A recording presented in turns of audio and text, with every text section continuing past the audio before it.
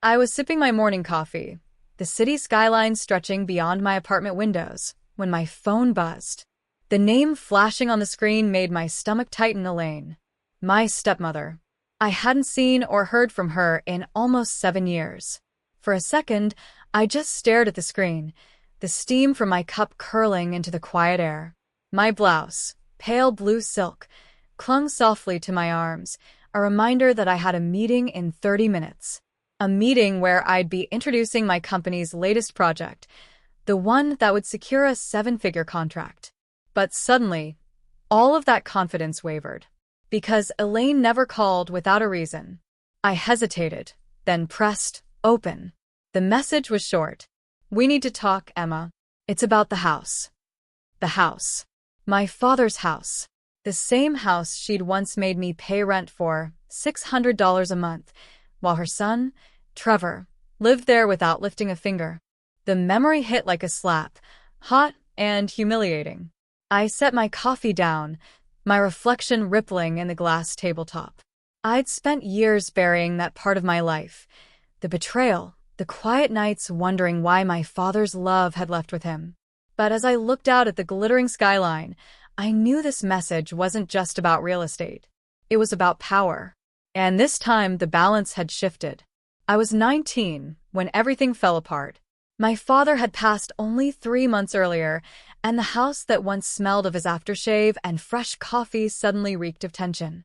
Elaine moved through the halls like a queen taking her throne, rearranging furniture, selling his things, and pretending her son Trevor wasn't sleeping past noon while I scrambled between college classes and a part-time diner job. One evening, I came home to find her sitting at the kitchen counter, a stack of envelopes beside her. She didn't even look up when she spoke. "Emma, since you're living here, it's only fair you contribute. $600 a month should cover your share." I froze. My share? This is my dad's house. He left it. She cut me off, her lips curving into that polite, poisonous smile. "Yes, but I'm the surviving spouse. Everything goes through me now. You're an adult. Adults pay their way." Behind her, Trevor snorted, sprawled on the couch with a game controller in his hand. "Yes, sis. Pay up or move out." The words lodged in my throat. I wanted to scream that I'd worked since I was 16, that I cleaned every inch of that house while Trevor did nothing. But instead, I felt the sting of tears and the weight of helplessness pressing against my chest. That night, I locked myself in my room, clutching the silver locket my dad had given me for my high school graduation, the one engraved with his words, "You already have everything you need to stand tall." I ran my thumb over the words again and again, whispering them like a prayer. By the end of the week, I'd made my decision. I packed my clothes, the locket, and a folder of community college brochures. Elaine stood by the door, arms crossed, pretending not to care. Trevor barely looked up from his phone. As I stepped out onto the porch, a cold breeze brushed my face. The sun was setting, gold spilling across the old porch swing where Dad used to read the paper. I swallowed hard, squared my shoulders, and walked down the steps. I didn't know where I was going, only that I'd rather sleep in my car than pay rent for something that already belonged to me. And I swore one day they'd regret ever making me feel like a guest in my own home. The first year on my own was brutal.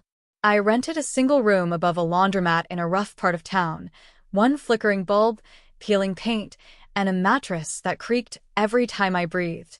The air smelled of detergent and loneliness.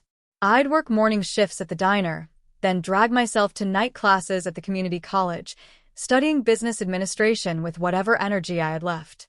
Some nights, I'd sit by the cracked window, watching the city lights blink like stars fall into earth, and whisper to myself, "You already have everything you need to stand tall." My dad's words. My anchor. Things started to change when I met Diana Pierce, my accounting professor. She was one of those women who didn't apologize for taking up space. Bold red lipstick, sharp suits, and a voice that made people listen. She saw something in me I didn't yet see in myself. After class one evening, she stopped me as I packed my notes. "You remind me of myself," she said. "Smart. Hungry. Underestimated. Don't waste that fireworking for someone else forever."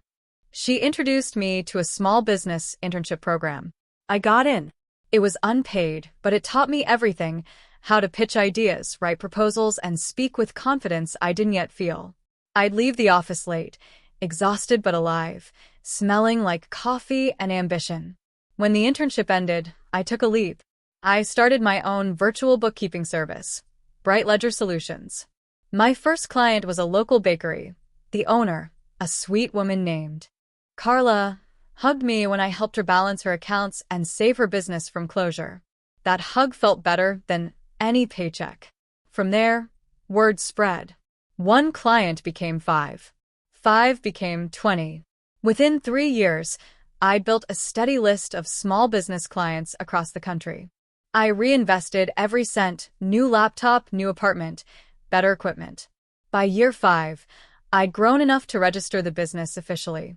I moved into a sunlit office downtown, hardwood floors, clean white walls, and a little gold nameplate on the door. Emma Carter, founder and CEO. But I didn't tell Elaine. I didn't tell Trevor. When they asked about me through mutual acquaintances, I kept it vague. I'm doing fine. Just getting by. There was a certain satisfaction in keeping my success quiet, not out of fear but control. I wanted to build a life that spoke for itself when the time was right. Sometimes I'd open my desk drawer and touch my father's locket. It reminded me that everything I'd built came from the moment I refused to pay rent for my own home. I didn't owe them proof of my worth.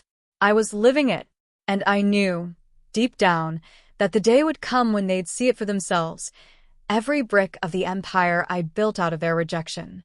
It happened on an ordinary Thursday afternoon, the kind that starts quiet and ends in chaos. I was reviewing contracts in my office when my assistant buzzed through. Emma, there's a Mrs. Elaine Carter and a Mr. Trevor Carter here to see you. They say it's personal. For a moment, I thought she was joking. But when I looked through the frosted glass and saw Elaine's familiar posture, arms folded, chin high, and Trevor's slouched frame beside her, reality sank in like ice water. I hadn't seen them in almost a decade. And now they were standing in my lobby, looking smaller than I remembered. Send them in, I said, my voice calm, betraying none of the thunder inside me. Elaine entered first, her perfume heavy, her once perfectly coiffed hair now streaked with gray. Trevor trailed behind, wearing a wrinkled hoodie, eyes darting around the sleek office like a child in a museum. This place is nice, Elaine said, forcing a smile. You've done well for yourself. I have, I replied simply, motioning to the chairs across from my desk. What brings you here? She hesitated, smoothing her skirt. It's about the house, Emma. I'm sure you heard we had to refinance after your father passed. Things have been difficult. Trevor cleared his throat. The bank's threatening foreclosure, he muttered. I leaned back, letting the silence stretch. It was almost poetic. The same people who once made me pay to live under my own roof now sitting in my office, asking for help. Elaine pressed on, her voice faltering slightly. We thought maybe, given how well you're doing, you might help us out. Just until we get back on our feet. I studied her face. The same woman who once called me ungrateful for questioning her rules. The same woman who handed me an envelope demanding rent like I was a tenant. I should have felt triumphant. But what I felt was something quieter, a steady kind of clarity. Do you know who owns that house now? I asked softly. Elaine blinked. The bank, technically. Until. Not anymore. I reached into my drawer and slid a folder across the desk. Inside was a property transfer document, dated 2 months ago. I bought it. Paid off every cent. The room went still. Trevor frowned. You bought the house? I did, I said, meeting his eyes. It was my father's legacy. I wasn't going to let it rot because of bad decisions. Elaine's lips trembled. You bought our house? No, I corrected gently. My house. For a long time, no one spoke. Elaine's gaze dropped to the polished marble floor. Trevor shifted uncomfortably, his confidence draining. Finally, I stood. You know, when you made me pay rent all those years ago, I promised myself I'd never be at anyone's mercy again. That house, it used to feel like a place I didn't belong. Now it's proof that I do. I walked to the window, sunlight spilling across the city below. I'm not here to humiliate you, but I am here to make things right. When I turned back, they were both silent, small, uncertain, and for the first time listening. Elaine's voice cracked. What do you want from us? I smiled faintly. Nothing. Except honesty. And maybe change. Elaine sat rigidly in her chair while Trevor slumped beside her, rubbing his palms together. The silence between us felt heavy, like the years of resentment had settled into the air itself. I'm not going to throw you out on the street, I said finally, my tone calm but deliberate. But if you want to stay in that house, there will be conditions. Elaine's eyes lifted, a mix of relief and suspicion. Conditions? Yes, I said, leaning forward. Starting with you, Elaine. You're going to sell your jewelry, the pieces you kept after Dad passed, and use that money to pay off your remaining credit card debt. I've already covered the mortgage, but the rest is your responsibility. You can't keep pretending you're helpless. Not anymore. She blinked, her lips parting as if to argue, but nothing came out. Then I turned to Trevor. And you? I said. You're 30 now, aren't you? He nodded sheepishly. Good. You'll start paying rent, $600 a month. Same amount you made me pay when I was 19. Except this time, it won't go to Elaine. It'll go into a maintenance fund for the house. You'll learn what it means to take care of something instead of living off someone else's work. Trevor's face went red. 600? I don't even have a job right now. Then get one, I interrupted.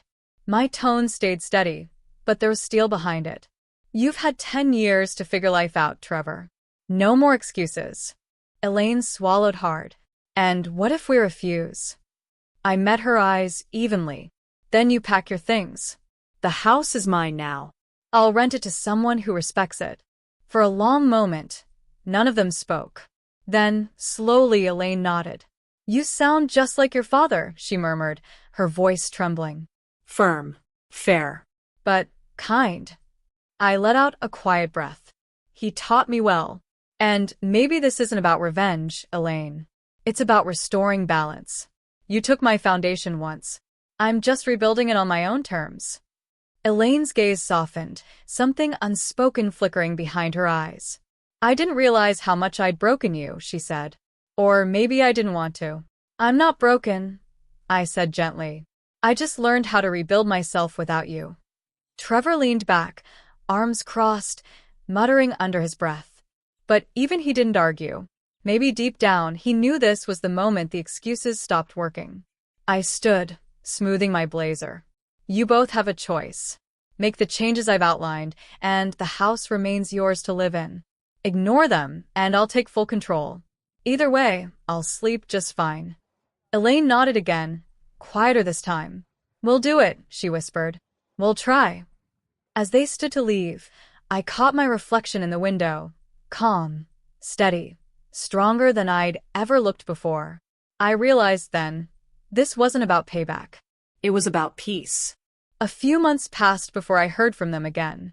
Elaine sent me an email, short, polite, almost humble. She'd sold the jewelry and paid off her debts, just like I'd asked. Trevor had finally gotten a job at a local hardware store, working the early shift. She wrote, It's strange, but I think he's proud of himself for once. I didn't reply right away. I just sat there, rereading her words, feeling something unfamiliar, not anger, not triumph, but release. Maybe this was what closure actually felt like. That weekend, I drove back to the house. My house. The one that had haunted my dreams for years. The front yard was freshly mowed, the porch repainted white. It looked almost like it did when my father was alive. Elaine opened the door, nervous smile trembling on her face. Emma, she said softly, stepping aside to let me in. I walked through the hallway, my heels echoing on the polished floor. Every room had traces of change. Photos taken down, new curtains, fewer things cluttering the shelves. It felt lighter somehow, calmer. Trevor came in from the backyard, sweaty and sunburned, but working. I gave him a nod. He didn't say much, but the guilt in his eyes was replaced by something quieter. Respect, maybe. Growth. Elaine led me to the kitchen. On the table sat a small envelope and a cup of coffee, black, just the way Dad used to drink it. "I wanted to thank you," she said, "for giving us a second chance." I looked around the room, remembering the night she demanded $600 from me, her voice sharp, my heart breaking. Now, the same space felt healed. I took the locket from around my neck, running my thumb over the engraved words one last time. "You already have everything you need to stand tall." My father had been right. I didn't need to fight to belong here anymore, I already did. I slipped the locket back beneath my blouse, smiled at Elaine, and said, "Just take care of the house. That's all I ask." As I stepped outside, the evening sun cast gold across the porch, and for the first time in years, I felt peace settle deep inside me. The wind brushed against my hair, soft and warm, like a quiet blessing. I turned toward my car, keys in hand, and whispered to myself, not out of bitterness, but truth. Turns out I never needed permission to stay. I just needed to remember who the house really belonged to.